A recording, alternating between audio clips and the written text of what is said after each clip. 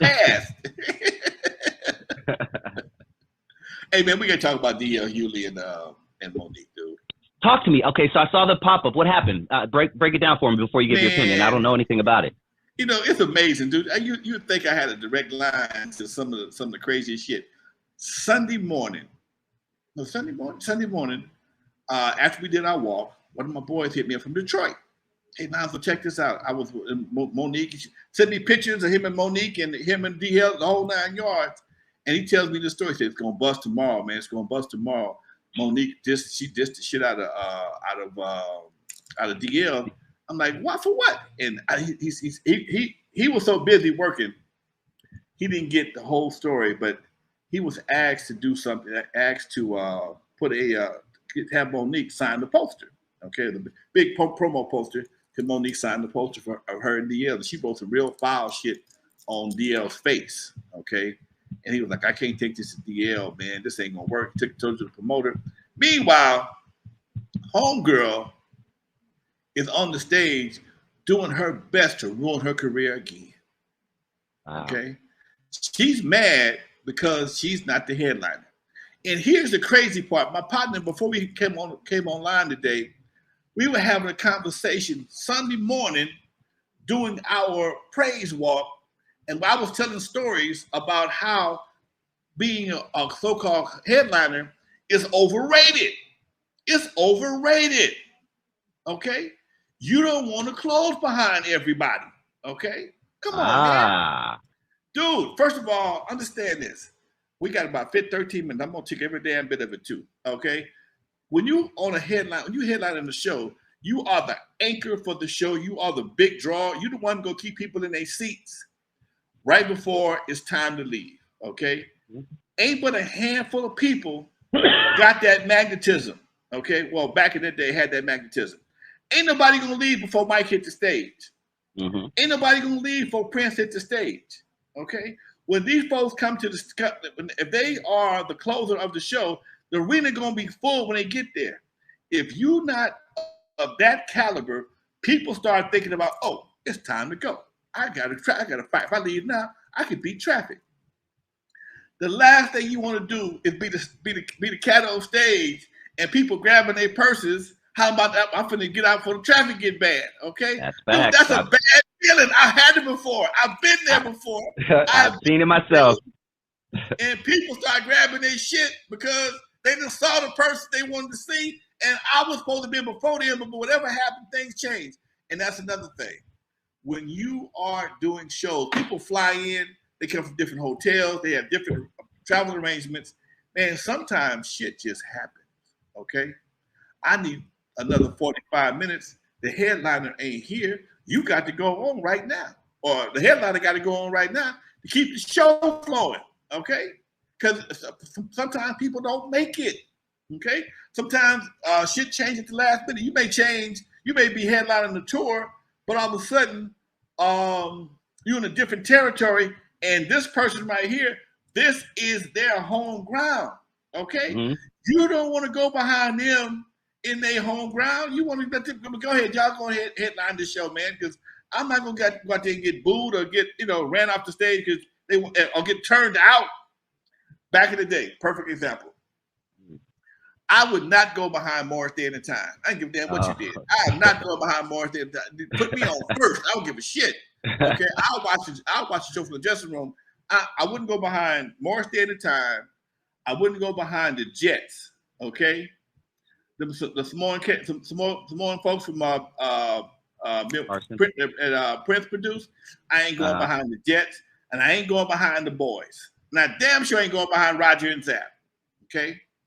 And I have got stuck behind both of them, all of them, okay? And it's a hard show, man, because Wrecking Crew was always a cool, laid-back group, okay? We was, suave, we were some hip-hop temptation type cats. You got the boys, and they flipping, they doing some Barnum and Bailey rigging the circus shit, okay? And the Jets, they were so tight, they was tight as Morris Day at the time, and they got girls in the group. We only got Mona. They got 2 girls. They was pretty.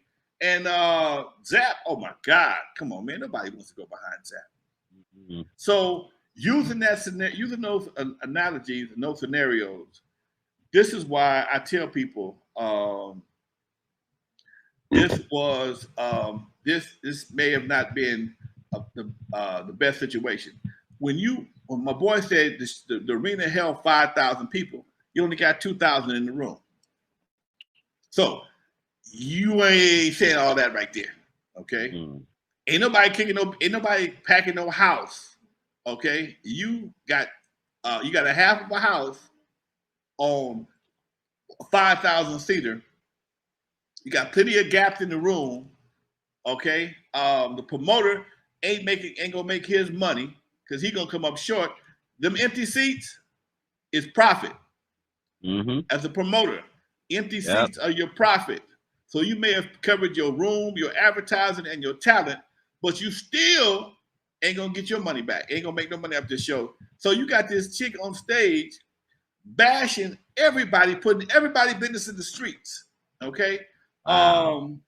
This sister, she need to do some serious thinking about what she really wants to do. Does she want to be a comedian, or she want to be a podcaster? That's what she sounds like, a podcaster. Okay. I mean, she had problems with Lee Daniels, Steve Harvey, Oprah, Tyler Perry. Now she on D.L. Hughley's ass, and he showed his contract, blacked out some of this shit. I saw the contract online, and it said D.L. Hughley was the headliner. It was D.L. Hughley's radio station putting on the show. That's like me doing the show and having somebody headline over me on my own show. That don't make no sense. Right, exactly. Why would I bring Monique in to headline the show? And I got D.L. Hughley, who's on my station every day or whatever the schedule is. That don't make no sense for me at the radio station. I'm gonna promote my man. Yeah, she come on, and D.L. said he had opportunities before for working with to work with Monique, but he turned them down. He said he'd give her a shot this time, but here she goes. She's shitting in the refrigerator and closing the door. This don't make no sense. Man. How is it everybody's mad? You mad at everybody. The one common denominator in this whole scenario is you. When you got problems with everybody else, and one thing else you got to understand also, everybody else got their money. Oprah got all the money she need. Lee Daniels ain't begging nobody for nothing. Tyler damn sure ain't begging. Steve ain't begging. You the one trying to get back in the game. She feel because she won an Emmy for being that bad mama in Precious that she's supposed to get a whole bunch of special treatment.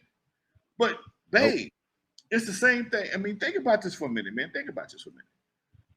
I watched Precious, but I couldn't finish it because it was kind of fucked up. Okay? Right. It was very hard to finish, dude. It was hard to finish, dude. But she won a Emmy for Precious. Halle Berry got boned by what's homeboy name? Yeah, dude with 3 names. Yeah. Bonser. Billy Bob Thornton. Yeah. Billy Bob Thornton. Halle Berry got boned, got stroked good on that motherfucker was just shy of porn, okay? With Billy Bob Thornton. And then Denzel gets his Emmy for being a bad cop. All the work Denzel has done, all the work Holly has done. Okay. Yeah. They only got awards for being. Isn't that crazy, dude? Worst of the worst. Come on, man. Think about this for a minute, dude. Yep. This is some people. I mean, baby, you might have got one of them good mammy type things. Okay, good mammy award because you played yourself. Look like the way you acting. Look like you played a version of yourself. Okay. Now she got mad at the movie. She was mad at Precious and wouldn't do the promo junkets because she was mad. She only got $50,000 for the movie. Okay, you signed the contract.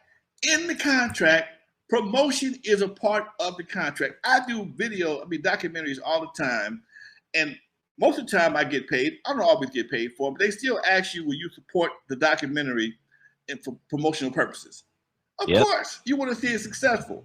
All right. The more people see my face, the more my story gets out. Okay. But you mad because the movie is successful. You only got 50 grand. They don't pay. They'll cover all your expenses.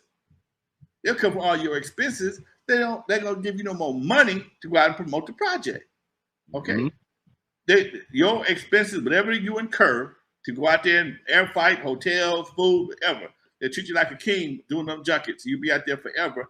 You ain't never seen Tom Cruise bitch about doing no junkets. And yes, just like the young lady who played Precious, the dark skin, the little thick dark skin sister. She probably got less money than Monique did, but she didn't pitch a bitch. She went on, got on Empire and a bunch of other stuff. Okay. Thank you. No, she didn't win an Emmy, but she was much more appreciative of the opportunity, and she used it as a launching pad to further her career. Meanwhile, Monique is using her damn her anger to stifle her career because nobody want to work. I know if I was a promoter, I wouldn't give a dime. I'm out, done. I'm out, baby. You've been blackballed for almost 10 years. Blamed everybody else except for your attitude. You blame. I mean, some of the shit she said about DL and his wife and shit, man. Shit like DL's wife to come out there and pull a Will Smith on her ass. Okay. Oh, I'm gonna watch it after this show. Okay. Oh, I'm gonna watch it. She told Will. She said I can't say everything she said, but she said I feel sorry for his wife because she got to give a blowjob to a coward, and that ain't what she said. Okay. Damn. If DL's wife was in the audience and she came up there and gave her a Will Smith, I wouldn't have been surprised. I wouldn't have been mad at her. Okay. Some shit you don't do. Yeah. Some shit you don't do. Okay. I mean, she talked about the boy's family. I mean, and I saw some other comments about it earlier today, and they said, "Man, family, you know, we have mama jokes, but mama jokes is just fun." You know, of course. They don't really mean your mama. It's as big as the globe and shit. Yeah, we know that. You know, she don't skateboard on an RTD bus. Right. So, but say something like that, man, dude, come on. But DL's been so far. He's been a gentleman about this shit. He ain't stepped into her lane. He showed the contract. He showed the tickets. It said his name is on top, and usually the name on top is the headliner. Okay. On the contract that I saw, it said DL Hughley headliner.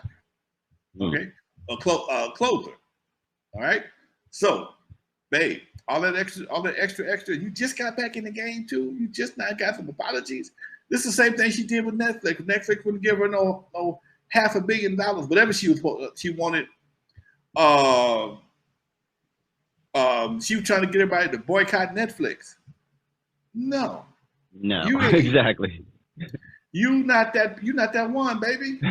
You cool, but you want an Oscar or Emmy for being a bad mama. You didn't get it for those comedy specials. And to keep it 100, she ain't that funny.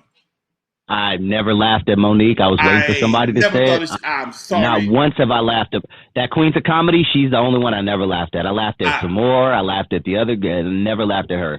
I never found her funny. I've tried my best. More annoying than it. Yeah. Okay. She's more annoying than she is funny. And I just, she had some chuckles with the big girl jokes, but as far as make somebody just curl over, nah, man. Nah. My funny lady in movies, and I don't think she ever does stand up, but my funny lady is Maya Rudolph. I think she's the funniest chick I know. Man, the funniest black woman I know. Okay. Dog. That's the one? No, I'm thinking that's not the one who does the great Vietnamese impression, right? Yeah, I think so. Oh, it is. Yeah. That's your boyfriend? Your boyfriend? Yeah, it's your boyfriend. It's hilarious, bro. I think she is. That's Minnie Riperton's daughter, if I'm not mistaken. Oh, okay. Yeah, she's pretty too. Yeah, she's pretty and she's funny. I like her in the movies. I was watching her yesterday on Idiocracy. Man, that shit was cracking me up.